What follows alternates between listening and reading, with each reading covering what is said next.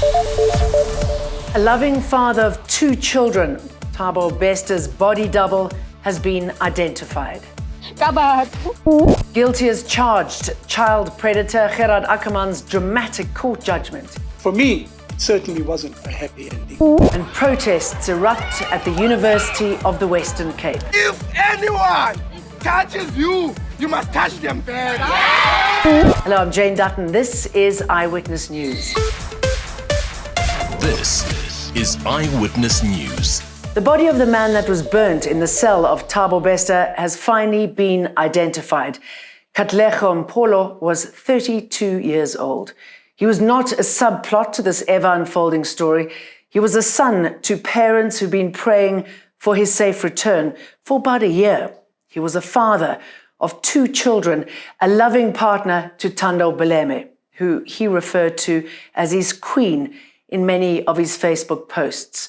Mpolo's family say they are inconsolable over the circumstances that led to his death, but also by the undignified handling of his body.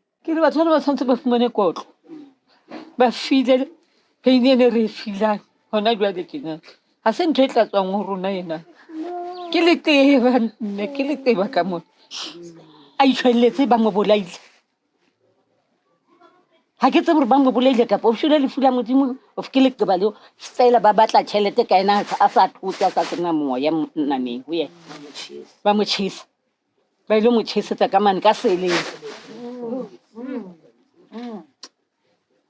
tsa batho ba gotlhetse ba ntse ntse ka batho. An autopsy report last month showed that Mpolo had died from blunt force trauma to the head and was already dead before his body was placed inside rapist and murderer Thabo Besta's cell and set alight. Not quite the same standard as Besta and his partner in crime, Nandipa Magudumana's current accommodation in jail. The luxury Hyde Park mansion where they hid for a couple of months is back on the rental market. The 5-bed, 5-bathroom mansion is available for 75,000 Rand a month. Listing agent Bruce Patcher of Patcher Properties says the recent history of the mansion has not turned potential tenants away, as it usually takes 2 or 3 months to lease a place that is going for that price. The 5-bed and 5-bathroom mansion has been on the market since the 1st of April, and it costs just about 75,000 Rand a month to lease out. Listing agent Bruce Patcher of Patcher Properties told Eyewitness News that it was not his company that leased out the mansion to Thabo Besta and his lover Dr. Nandipa Magudumana. He says the recent history of this mansion has not turned away potential tenants, as it usually takes about 2 or 3 months to lease out a place of this price. Thabiso Goba, Eyewitness News, Hyde Park. Justice at last for his many young victims. Gerard Ackerman has been convicted in the Johannesburg High Court of more than 700 counts, including rape, attempted murder, and sex exploitation of children. The 52-year-old has been standing trial for running a child sex ring with prominent lawyer and acting judge Paul Kennedy. Judge Mohammed Ismail read his judgment for an hour and a half, giving explicit details of some of Ackerman's gruesome crimes and how he targeted boys, some as young as 14. Count 737, this count relates to sexual exploitation of the children. In WS, the accused utilized this child by making available to his client for their sexual needs, and in the process he received a percentage of the fee for which he was paid to the minor. The evidence clearly established that the minor was exploited for sexual acts at the behest of the accused. The accused is found guilty on this count. The matter has been postponed to 18th of July for a psychologist's report to be presented to court. Dramatic scenes at the University of the Western Cape. Private security used rubber bullets to disperse protesting students who retaliated by throwing stones. The students were trying to block Higher Education Minister Blade Nzimandi's entourage from leaving the newly built Unibel student residence.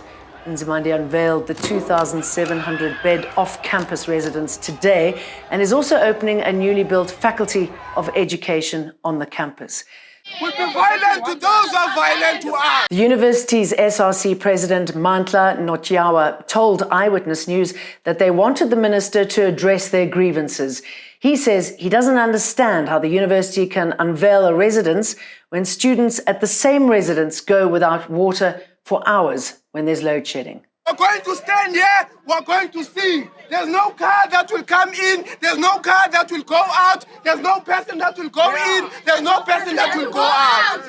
And if anyone touches you, you must touch them back. If they are violent to you, you must be violent to them.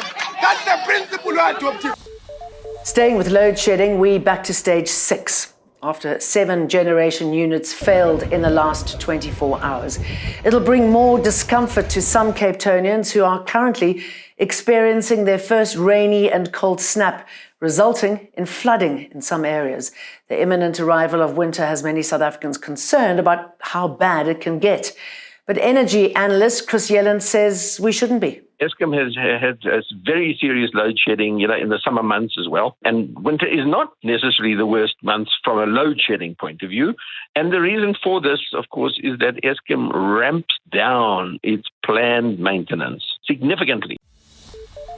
77 South Africans are still stranded in war-torn Sudan. The International Relations Department says they have started evacuating them and that it is a dangerous and risky operation with roads in and out of the capital under attack. They're anxious, they're scared, they want to come home. They're looking for better communication systems, better feedback, better report back as to what's happening. We've been trying to support them, encourage them and guide them in the best way possible. Foreign countries are being a lot more efficient in evacuating their nationals from Sudan. These are people arriving in Amman in Jordan on their way home. Fighting between forces loyal to 2 rival generals enters a second week, with more than 420 people having been killed. Now, you may have noticed there's a cockroach outbreak in the country. German cockroaches are creeping into retail stores and households, while the hospitality industry has also seen an increase in the pests. Experts say humid and wet weather, as well as unhygienic conditions, are contributing to the outbreak. CropLife SA has urged people to refrain from buying unlabeled pesticides to address the problem, as it may cause more harm. So we'll leave you with those images. See you again tomorrow for more. Like and subscribe. Eyewitness News, in touch, in tune, and independent. For the latest, log on to ewn.co.za or ewn.mobi.